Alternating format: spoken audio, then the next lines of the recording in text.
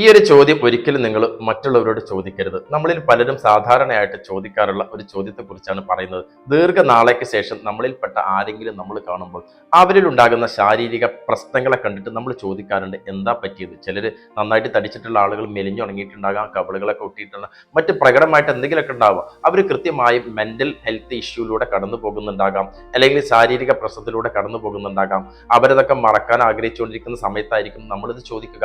അവരെ വീണ്ടും അതിലേക്ക് ട്രിഗർ ചെയ്യാൻ അത് കാരണമാകും. നമ്മുടെ ചോദ്യത്തിൽ നിൽക്കൂല, പിന്നീട് സൈക്കിൾ എടുത്ത് കൂടും, ചോദ്യങ്ങളുടെ പെരുമഴയായിരിക്കും. ആശുപത്രിയിലേക്ക് പോയി കഴിഞ്ഞാൽ ചിലർക്ക് ഇങ്ങനെ ഒരു പരിപാടി ഉണ്ട്. അവിടെ ആരോഗ്യകരമായ പ്രശ്നത്തിൽ വീണ് പോയിട്ടുള്ള ആളുകളായിരിക്കാം, സ്ട്രോക്കോ മറ്റ് എന്തെങ്കിലും മാരക രോഗങ്ങളൊക്കെ അറിഞ്ഞിട്ടുള്ള ആളുകൾ. അതിനൊക്കെ മറന്നിട്ട് ഇങ്ങനെ പിടിച്ചെഴുന്നേറ്റ് പോരാൻ വേണ്ടി നിൽക്കുന്ന സമയത്ത് നമ്മൾ അവരോട് ചോദിക്കുക, എന്താ നിങ്ങൾക്ക് ഇതൊക്കെ ഇങ്ങനെ പറ്റിയത്? നന്നായിട്ട് ആരോഗ്യം ശ്രദ്ധിക്കുന്ന ആളല്ലേ, വ്യായാമം ചെയ്യുന്ന ആളല്ലേ, ഭക്ഷണം ശ്രദ്ധിക്കുന്ന ആളാണല്ലോ, എന്നാലും ദൈവത്തിന്റെ ഓരോ കളികളെ ഇങ്ങനെയൊക്കെ പറയാറുണ്ട്.